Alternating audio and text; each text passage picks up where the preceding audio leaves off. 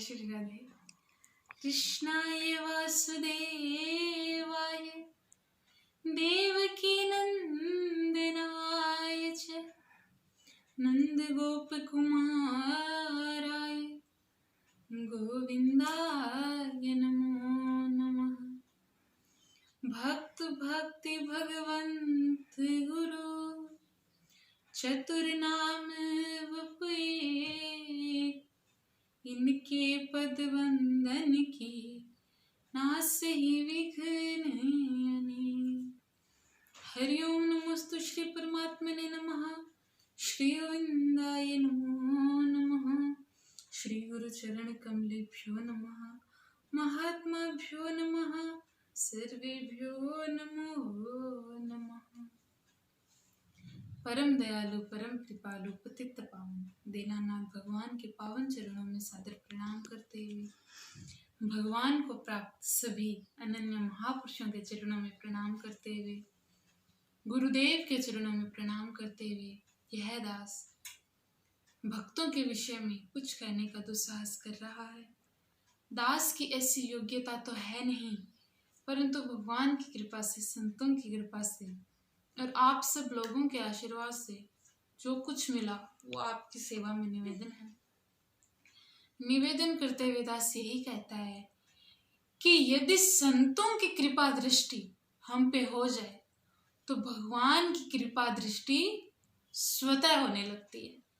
यदि हमारा मन जो है, चित्त जो है, संतों की सेवा में निस्वार्थ रहा, अगर हम निस्वार्थ भाव से संतों की सेवा करेंगे तो भगवान अपने आप हमसे मिलने के लिए आएंगे। भगवान की कृपा दृष्टि तो उस इंसान पर होगी ही होगी।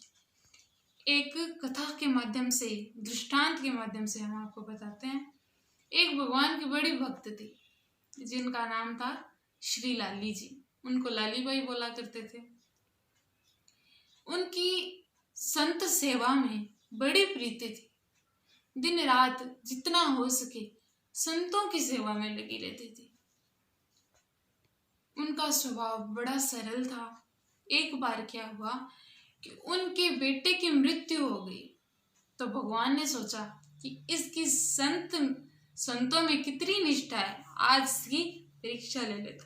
भगवान बड़ी परीक्षा लेता है। तो भगवान संत का रूप धारण करके उसके घर में पधारे। तो जब उन्होंने देखा कि अरे आज हमारे घर पे कुटिया पे भगवान संत भगवान आए हैं, तो उन्होंने जो संत भगवान थे उनको घर में बुलाया, अभिनंदन किया। बोले महाराज जी बताइए किस प्रकार आपकी सेवा करें। आप भोजन अपने आप बनाकर प्राप्त करना चाहेंगे या फिर श्री ठाकुर जी का प्रसाद हम आपको बना करके खिलाएं। बोले हम तो आपके हाथों से खाएंगे। बोले ठीक है। अब क्या हुआ कि जो श्री लाली जी थी वो तो रसोई में लग गई पकवान बनाने के लिए, और जो बेटे का शव था, जब पता चला कि संत महाराज हैं तो बेटे का शव तो उसी वक्त छुपा कर रख दिया था। अब रसोई में काम लग रही है, पकवान बना रही है। अब भगवान ने एक बड़ी और लीला की। अरे ये तो लीलाधारी है, लीला करना तो इसका काम है, इसकी तो लीला ही ना है। अब भगवान देखे कि अब क्या करें, तो श्री लाली बाई के पति का रूप भी भगवान ने धारण कर लिया। और जब लाली बाई रसोई में पकवान बना रही थी तब आए। बोले अरे तो शर्म नहीं आती, लोक लाज मर्यादा कुछ भी नहीं बची। बेटा तो घर में मरा पड़ा और संतों के लिए, इन मोडियों के लिए तो पकवान बना रही है रसोई में। बिल्कुल भी लोक लाज मर्यादा नहीं रही। अब लोग क्या कहेंगे। बड़ी फटकार लगी। श्री लाली जी बोली अरे सुनिए, बेटे का तो दाग संस्कार बाद में भी हो जाएगा, परंतु अगर संत घर पे पधारे और निराश निकल जाए तो इससे बड़े दुख की कोई बात नहीं होगी। और ऐसा मौका कहाँ, ऐसा सौभाग्य हमारा कहाँ जो संत खुद हमारे द्वार आए और हमें उनकी सेवा करने का मौका प्राप्त हो। ऐसे होते हैं भगत। इतनी डांट लगाई, फटकारे लगाई, परंतु यही कहा, अपने पति को समझाया कि यदि संत निराश चले गए तो इससे बड़ी अपमानजनक कोई बात नहीं होगी। भगवान बड़े प्रसन्न हो गए। तो उतने में जो संत थे, भगवान ही थे वो, तो बोले, अरे क्या हुआ, क्या तुम्हारा बेटा मर गया? कि हाँ। तो बोले कि हमारे पास एक ऐसी जड़ी बूटी है जिससे तुम्हारे पुत्र को मैं जीवित कर दूंगा, लाओ तुम्हारा पुत्र का शव का है हमारे सामने रख दो। तो आज्ञानुसार श्री लाली जी थे, उन्होंने अपने पुत्र का शव संतों के चरणों में लाके रख दिया, संत महाराज के। भगवान ने क्या किया, एक ऐसी जड़ी खिलाई जिससे जो उनका पुत्र था जीवित हो गया, पुनः जीवित हो गया, फिर से जैसा था हट्टा कट्टा सेम वैसा ही। और भगवान बोले, संत भगवान बोले कि चलो अभी तो हम स्नान करके आते हैं, स्नान करने के बाद भोजन करेंगे।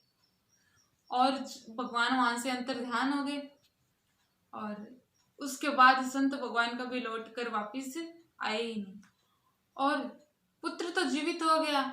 श्री लाली जी भी बड़ी आनंद में मग्न में है। तो उतने में जब उनके पति का घर पे आगमन हुआ, तब पूरी बात का रहस्य खुला, तब पता चला, तब श्री लाली जी को अनुभव हुआ कि हाँ, वो जरूर भगवान ही थे जो मेरी परीक्षा लेने के लिए आए थे। और उनके अनुभव से उनके मन में भगवान के प्रति अनुभव हुआ, और उनके पूरे परिवार में भक्ति का माहौल छा गया, सभी भक्ति में लगे। तो कहने का भाव है कि उनकी निष्ठा संतों के चरणों में थी, तब उनको भगवान की प्राप्ति हुई। तो संतों में जितनी हो सके उतनी निष्ठा रखो। उद्धव जी महाराज थे, संतों में बड़ी निष्ठा रखते थे कि उद्धव मोहि संत सदा अति प्यारे। और भगवान कहते हैं कि मुझे संत तो बड़े प्रिय हैं, संतों के तो चरणन रज को मैं अपने माथे पे लगाता हूँ। ऐसा भगवान का बड़ा सुंदर भाव संतों के प्रति।